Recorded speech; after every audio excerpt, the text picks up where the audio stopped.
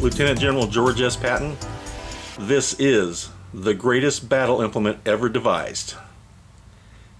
Truly, during World War II, and slightly before, this rifle gave our troops a tremendous advantage over both the German and Japanese in that war. The rifle itself is deemed U.S. rifle 30 caliber M1. It was produced and officially part of our Army, Marine Corps, and Navy from 1936 to 1957. It was still used in some forces, and some special forces I should say, up until 1963, which made it almost a 30-year rifle in the inventory of the United States. There was a huge surplus of these after World War II, and more than 37 countries have used them on and off since that time. Many are in use today by our drill teams, ROTC, and junior ROTC. A little history about this rifle. It started out as a .267 caliber rifle. John Garand developed the mechanism for this rifle, the basic mechanism anyway, for capturing gas and using it to cycle the bolt. During the production of this rifle, the manufacture of this rifle, it was determined by General MacArthur, who was then Chief of Staff of the Army, that because of the huge surplus of 30 caliber ammo, M1 ball, 30 caliber ball ammo, that no other caliber could be used other than 30 caliber. So John Garand had to reproduce this rifle for the 30-06, or the 30 caliber M1. During that process, he had several different ideas on how to capture the gas. There was a way to do it from at the muzzle, and eventually he figured a way to do it using a gas tube to move the charge bar back. So the Army developed this rifle and approved it on January 21, 1937. It was then in production from 1937 through 1957. They made over 4 million of these rifles. A prolific production for a World War II weapon. Now, part of the thing with this rifle, it's a heavy rifle. Again, wielded in the times, it wasn't that unusual for other rifles to be heavy. The M1903 Springfield weighed about 7 pounds, almost 8 pounds with all the implements on it. This one dry started out at 9.5 pounds. With the bayonet and a full charge, a full M block in the weapon, it weighed 11.2 pounds. Now imagine slugging that around throughout both the Pacific theater and the European theater. These guys were tough, but it took a tough man to make this work. The barrel itself is 24 inches long. See, it's a very long barrel. It has a right-hand twist of 1 to 10. A lot of these were produced in 30-06 caliber, the M1 ball. Later, the United States Navy converted several thousand of them to 7.62 by 51 or 308.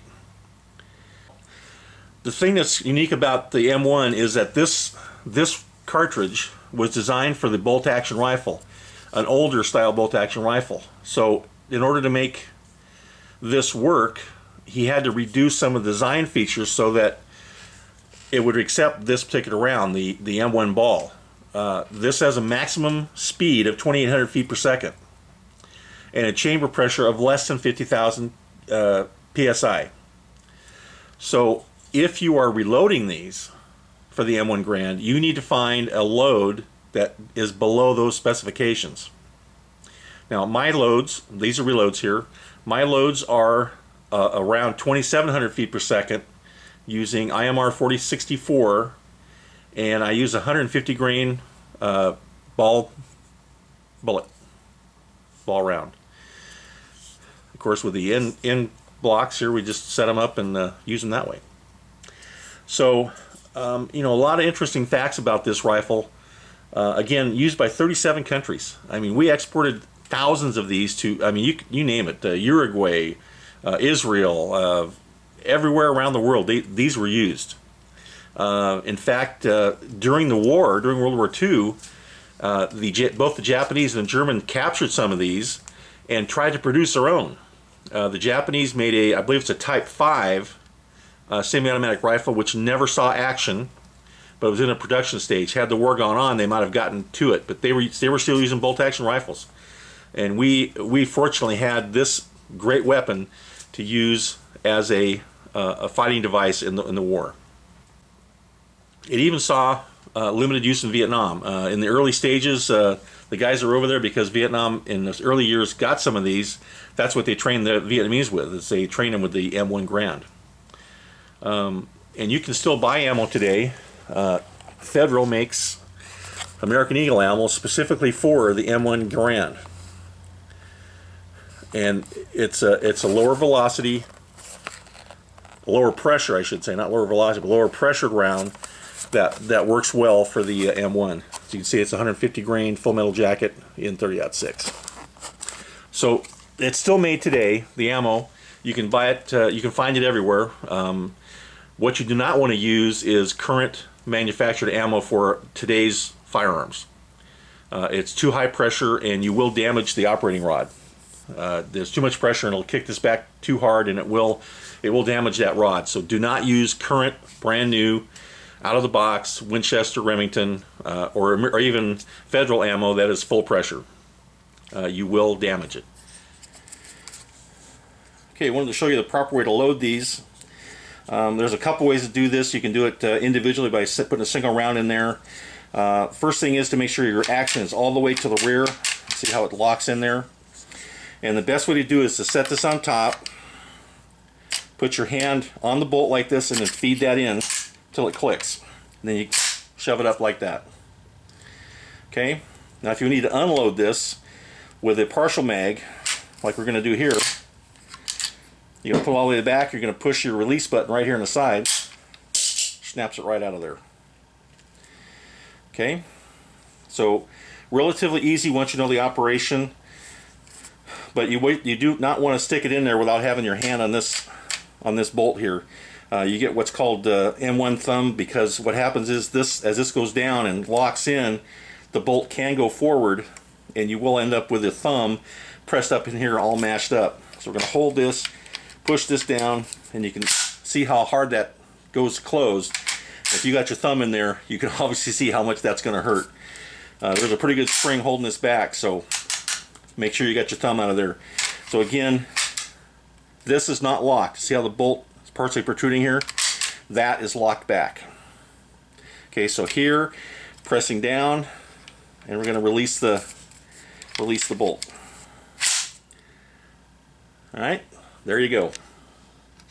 And contrary to popular belief, you can load a partial in here, or you can start with an empty and load it in the actual magazine here. Not recommended, but if you have a full one, they go in much easier. And you've probably seen these, loaded up quite a bit, so I won't have to detail that too much. The weapon itself is a hoot to shoot.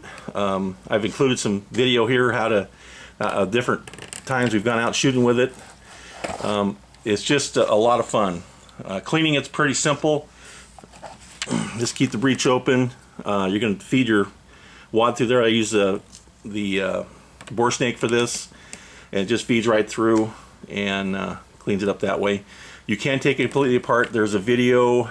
I'll hopefully I can link to that. I don't know if I have it available, but there's a video on how to take this completely apart on YouTube. And I think if you just look it up on cleaning or disassembly of the M1 Garand, you will see that it's not that difficult, and it really, really works. And they're just fun to shoot. No other way about it.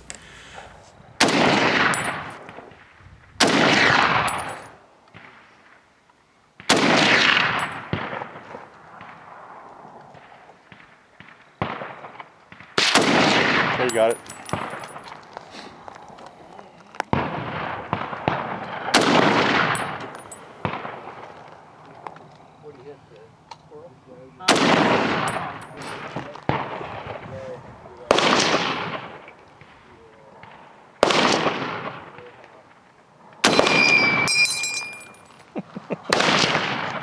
Okay, now I won't.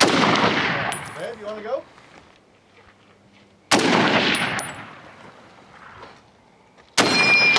Where do you want it? For those aficionados out there who want to know how accurate this thing is, its estimated range was over 3,000 meters. Effective fire was 460 meters, or a little over almost 500 yards. A skilled rifleman with the M blocks, shooting it as rapid as they can, accurately, could shoot 16 to 24 rounds per minute, which for a magazine or clip-fed weapon was not too bad. And that's accurate fire, not just spraying fire. If you want to spray, you could probably get 24 to 30 rounds a minute, but that's just, you know, bang, bang, bang, bang, shooting as fast as you can without really caring about what you're hitting. So accurately, you could fire this between 16 and 24 rounds per minute, which most of you guys know that have a bolt action. If you tried that with a bolt action, you'd kill yourself. So it really had an effective rate of fire for its day. Again, we're comparing this with what the enemy had, which was bolt action Mausers or bolt action Japanese bolt action rifles. So you can see how effective these were comparatively. Now, the baby sister of this is the M1 Carbine, which has the same basic action, but it's really a scaled down version. And one of the reasons that the Carbine was so popular amongst the troops was it weighed half as much as this guy. Much smaller, easy to get around. Effective range was far less, and the effective firepower, because it shot a .30 carbine round, almost a pistol round, it's only about that long. That range and effective fire was very, very short. So it was a great in town or in close proximity, but you couldn't reach out and touch someone. I mean, you could, but you had to be really, really accurate fire with it. And this one stood head and shoulder above that. So now, if you ever get a chance to watch the U.S. Marine Corps Silent Drill Team or see a video of them, they are hucking these things around like they're nothing. 9.5 pounds, and they're just twirling these things, hucking them around, and they do a fantastic job with this heavy weapon of making it look easy. Of course, they practice with it all day long, and you know, you got to give them kudos for doing it. Those who have served in that unit know exactly what I'm talking about. They have the utmost skill, the utmost training with these. They're polished to the nines. They're absolutely gorgeous weapons. When they have them, you know, when you're able to see them, I would certainly get a chance. Several other drill teams have them, but they're the most notable, and they still use these things to this day.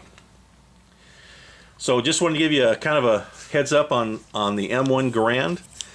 It's a great weapon if you ever have a chance to purchase one. They're getting a little expensive now. If you get them through the civilian marksmanship program, you can get them as low as about $695 for what they call rack grade, which is one that's been around for a long time. The wood's all beat up, and the correct grades and higher demand a much higher price, starting at about $1,100, and you can pay easily up to $2,000 for a totally complete correct grade, correct action and parts and stock on the same piece. So they aren't inexpensive nowadays. You used to be able to pick them up for a song and a dance, but now they're getting to the point where people are collecting them and having them in their inventory. It's a great piece to have. Really enjoy shooting it when I get a chance. It's not too often I take it out, I will admit that, but when you do take it out, it draws a lot of attention. People love to see them. They're a great rifle. Recoil, it really is, for the 30-06 round you're shooting, is minimal. It's just a lot of fun to shoot. I really have a fun time shooting it. So anyway, guys, 216 Papa Bravo here. Be safe out there. You guys have a good time. Hope you have one of these in your inventory. If you don't, you need to get one. It is one of the greatest rifles ever made. See ya. Let her rip.